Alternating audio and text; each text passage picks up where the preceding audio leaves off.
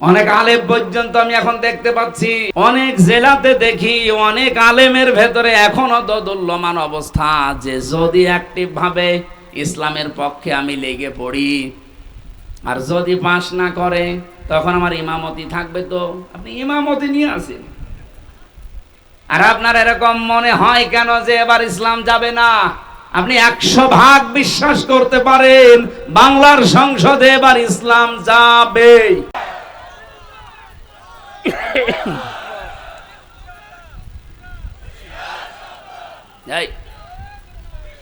আমি যে যাবে বললাম, এটা আমি নিজের ইচ্ছাই বলেছি না।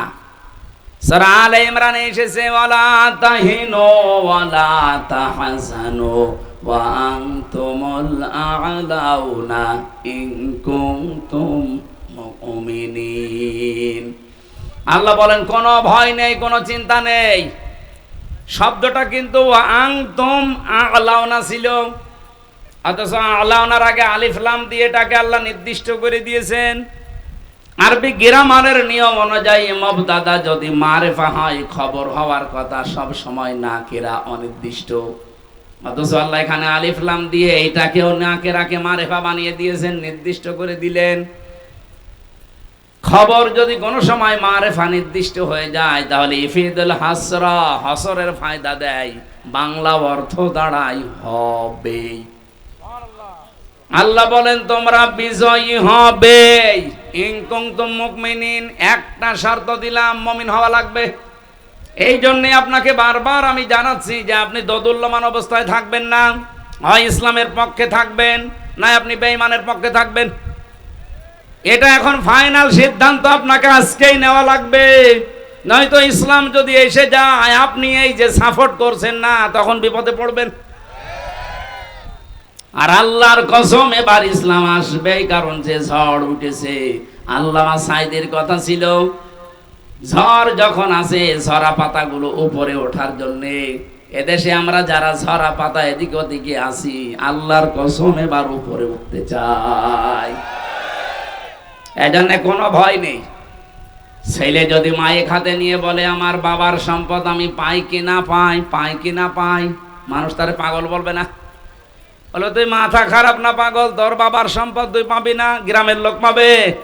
92% মুসলমানের দেশে যে ঝড় এবার উঠে পড়েছে, এইটা দেখেও যদি কারো বিশ্বাস না হয় যে ইসলাম এবারও যদি না আসে, তো ইসলাম আসবে না, আসবে কি? কোথায় 14,500 আর কোথায় 5,000? আপনি টের পাচ্ছেন? এটা আল্লাহর দয়া ছাড়া জীবনেও সম্ভব না। এক কথা বলেন না কেন? সেদিন গোবিন্দচন্দ্র পরামানিকের সাথে দেখা হয়েছিল, উনি আমারে বলছিলেন, মাওলানা আমি একজন হিন্দু মহাজোটের সেক্রেটারি সারা বাংলাদেশের। আমি যা দেখলাম, এই বাংলাদেশে যদি জামাত ইসলামী রাষ্ট্রীয় ক্ষমতায় যায় তাহলে দেশের সব দলের মানুষ নিরাপদে থাকবে। এটা হিন্দু বিশ্বাস করে, আপনার কি হয়েছে? আশা করছি এবার বিশ্বাসটা আপনি পাকাপোক্ত করে নেন। হয় ইসলামের পক্ষে থাকবেন না ইসলামের বিপক্ষে থাকবেন, মাঝামাঝি কোনো রাস্তা বলেন বলেন নেই। যেহেতু রবিউল আউয়াল মাস, জন্মের কাহিনী শুনতে অনেকে ভালোবাসেন। আমি কাহিনী কয়েক মিনিট বলবো, কিন্তু একটা শিক্ষা দিতে চাই। এই শিক্ষাটা এখনই নেওয়া লাগবে।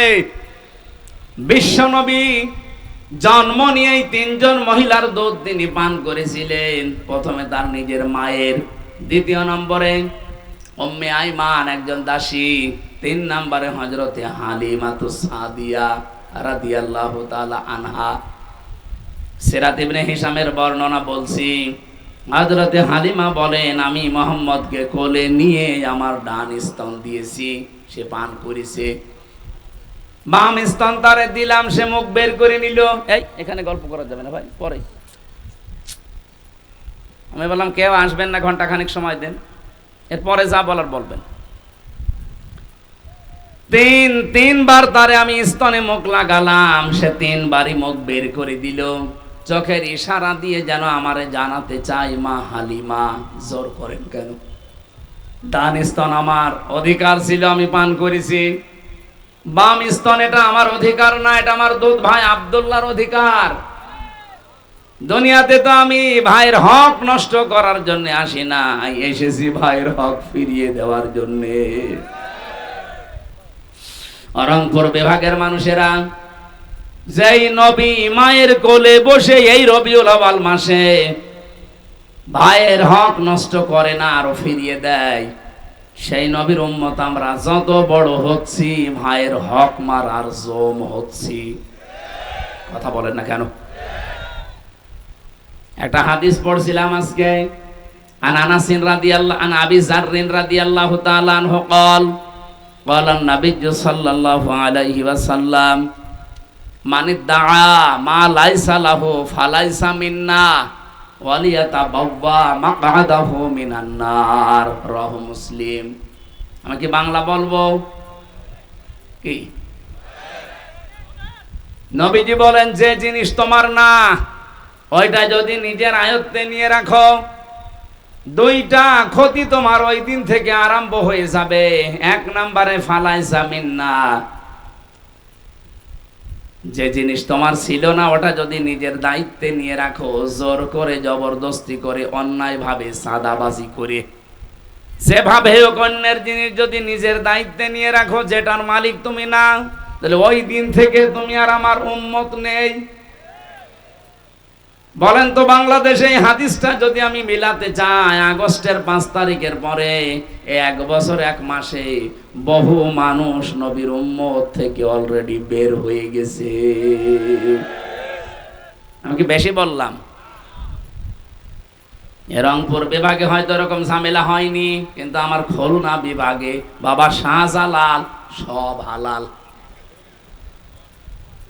ভিক্ষুকের টাকা পর্যন্ত ছাড়ছে না। একটা ভিক্ষুক 250 টাকা উপায় করেছে সারাদিন, সেখান থেকেও 30 টাকা সাদা। ও 30 টাকা কি আপনার বাবার টাকা, আপনার নিজের টাকা? এমনিতে এভাবে ভরাডুবি হচ্ছে না দেশের মানুষ এখন আর ওই আগস্টের 5 তারিখের আগে নেই, এখন সব বুঝে ফেলেছে। এই 1 বছর 1 মাসে বাংলাদেশ জামাত ইসলামের নামে কোন দোষ এভাবে কেউ দিতে পারেনি। মিথ্যা যারা দিয়েছে সব ধরা পড়ে গেছে। কেন বলছি? ওরা মিথ্যা তহমত লাগিয়েছিল যে জামাত ইসলামী এরাও চাঁদাবাজি করে, এরাও ছিনতাই করে। কিভাবে? এরা ইসলামী ব্যাংক ছিনতাই করে নিয়েছে। ইসলামী ব্যাংকে আপনার বাবার, যাদের ব্যাংক তারা ফেরত পেয়েছে, চাঁদাবাজি হয় কি করে? কথা বলেন না কেন? যারা আজ বলে ইসলামী ব্যাংকও ছিনতাই হয়ে গেছে, ব্যাংকে আপনার বাবার, এদের মাথার ঘাম পায়ে ফেলে বানানো ব্যাংক, এটা হারিয়ে গিয়েছিল, এখন তারা ফেরত পেয়েছে। হাদিসের যে শাস্তি, অন্যের জিনিস যারা জোর করে জবরদস্তি করে দখল করে চাঁদাবাজি করে নিজের কাছে রেখে দেয়, তারা হচ্ছে নবীর উম্মতের বাইরে চলে গেছে। 2 নাম্বারটা আরো কঠিন, ওয়ালিয়াতাবাওয়া মাকআদাহু মিনান নার। নবীজি বলেন সে যেন জাহান্নামে নিজের একটা স্থান বরাদ্দ করে নিল। বলেন নাউজুবিল্লাহ। বাংলাদেশের মানুষেরা, বিশেষ করে রংপুর বিভাগের মানুষেরা আলা ভোলা, এদের একটা নামই আল্লাহ পাকই কারা দিয়েছে আল্লাহ জানে। সে যাই হোক, এর একটা আলা ভোলা। এলাকার মানুষেরা যেহেতু অন্য বিভাগের তুলনায় হালকা একটু গরিব, আপনারা 500 বছর আগে জান্নাতে যেতে পারবেন, কিন্তু সাবধান, অন্যের জিনিস নিজের দখলে নিয়ে রাখবেন না, তাহলে অলরেডি আপনি জাহান্নামে নিজের একটা স্থান কিন্তু বরাদ্দ করে ফেলেছেন। দুনিয়ায় যদি এত কষ্ট করার পরে আখেরাতেও একটা জাহান্নামের স্থান বরাদ্দ থাকে, তোর মতো পাগল আর কপাল পোড়া কেউ আছে? সাবধান বাণী উচ্চারণ করলাম এই জন্যে, খুব ভালোবাসিয়ে বিভাগের মানুষকে ফিরে আসেন। যদি কেউ উল্টাপাল্টা থাকেন, চরিত্র সংশোধন করেন। আমার আজকের আলোচনার বিষয়, যেহেতু রবিউল আউয়াল মাস, নবীজির জন্ম এবং ইন্তেকালের মাস, এই জন্য আমি এইরকম একটা আয়াত পড়েছি। আমার আলোচনার বিষয় হচ্ছে কার আদর্শ অনুসরণ করছেন, প্রশ্নবোধক চিহ্ন। এরপরে লেখা আছে সাবধান। কি বললাম বোঝা গেছে? কার আদর্শ অনুসরণ করছেন? প্রশ্নবোধক চিহ্ন। সবার কাছে এই প্রশ্নটা। পরের শব্দ একটা আছে, সাবধান, আশ্চর্যবোধক শব্দ। আমি এর উপরে কথা বলবো ইনশাআল্লাহ। তাহলে যেই নবী মায়ের কোলে বসে এই রবিউল আউয়ালে ভাইয়ের হক ফিরিয়ে দেয়, সেই নবীর উম্মত এখন যদি আমরা ভাইয়ের হক মেরে খাই, তা কিসের মিলাদ পড়েন আপনি? আমার কথা মনে হয় বোঝা গেছে। তাহলে আজকে থেকে আপনি সিদ্ধান্ত নিতে পারেন, জীবনে আর যাই হোক আমার দ্বারা কারো হক অধিকার যেন নষ্ট না হয়, আমরা যেন মেনে চলতে পারি এই রবিউল আউয়ালে। এই পয়েন্টটা বলেন আমিন। সূরা আরাফ 35 নম্বর আয়াত, মাত্র একটা আয়াত পড়েছি, দুইটা আয়াত 35-36। নবীজির লক্ষ লক্ষ হাদিস থেকে একটা হাদিসের আংশিক পড়েছি। ইবনে মাসউদ রাদিয়াল্লাহু তাআলা আনহু বলেন, নবীজি আমাকে বলেছেন, ফাত্তাবিউস সিওয়াদাল আযম, তোমরা অনুসরণ করবা ওই দলকে যাদের দ্বারা ইসলাম কায়েম হওয়া তাড়াতাড়ি সম্ভব। বাংলাদেশে যত দল আছে নির্দ্বিধায় এবং স্পষ্ট ভাষায় বলতে পারি ৭৩টা দল এই দেশে কাজ করছে। সবচাইতে তাড়াতাড়ি যোগ্যতা নিয়ে ইসলাম এই দেশে কায়েম করতে পারে বাংলাদেশ জামাত ইসলামী। এদের ইউনিয়নের মেম্বার থেকে আন্তর্জাতিক জীবন পর্যন্ত চালানোর সৎ এবং যোগ্যতা সম্পন্ন মানুষ আছে। কিন্তু অন্য কোন দলে আপনি দেখান, আমি সেখানে যাব, বলেন একটা দলের নাম বলেন যে সেটা মেম্বার থেকে একেবারে আন্তর্জাতিক জীবন পর্যন্ত সব জায়গা তারা চালাতে পারে। ওই দলে যদি এরকম লোক, সৎ এবং যোগ্য লোক থাকে, বলেন আমি সেখানে যাব। আপনি দেখাতেও পারবেন না, আবার নবীর এই নির্দেশও মানবেন না। আপনি কি হয়েছেন কি? আমার কথা বোঝা যায়নি?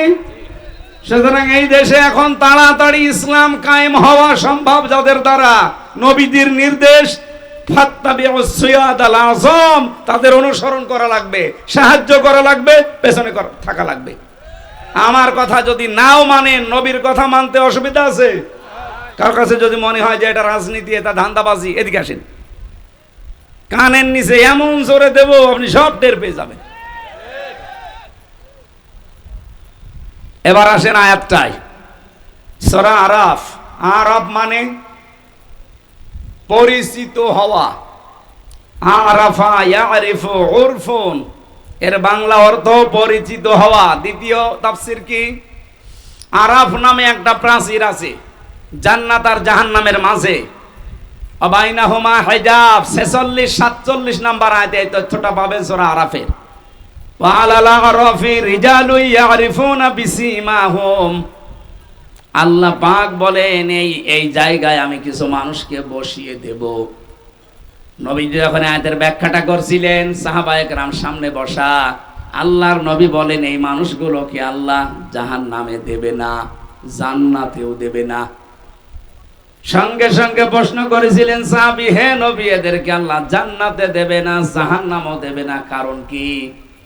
নবীজি বললেন জান্নাতে এদের দেবে না একটা কারণে, এদের সব ভালো ছিল, মায়ের সাথে আচরণ খারাপ ছিল। বাংলাদেশে এরকম সন্তান নেই? হ্যাঁ, কথা বলেন না কেন?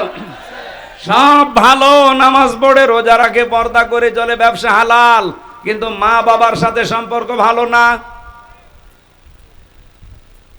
এই যে সম্পর্কটা ভালো না, এর পেছনে আমি দুইটা কারণ পেয়েছি। এক নম্বরে, এই ছেলেটাকে ছোটবেলা থেকে এই মা আর বাবা যে শিক্ষাটা দেওয়া দরকার দিনের, এটা দেয়নি। এই জন্য এই ছেলে আর মেয়ে জানে না যে আল্লাহর পরে মা বাবার স্থান। এরকম শিক্ষা দেশে নেই। আপনি দেখেন ডক্টর মোহাম্মদ ইউনূস, দুই নবীর নাম ওনার, মোহাম্মদ আর ইউনূস, কয় নবী? অথচ কইল কি 1 থেকে 5 পর্যন্ত গানের মাস্টার নিয়োগ দিয়েছে, অথচ 1 থেকে 5 পর্যন্ত কোরআন শেখাতে একটা মাওলানা শিক্ষক নিয়োগ দিতে পারে নাই। কথা বলেন না কেন?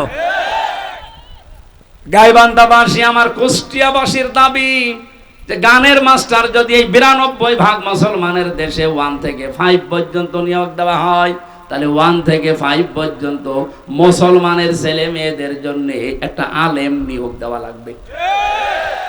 এ দাবি আপনারা করেন না? কারা করেন দেখি? লিল্লাহে তাকবীর।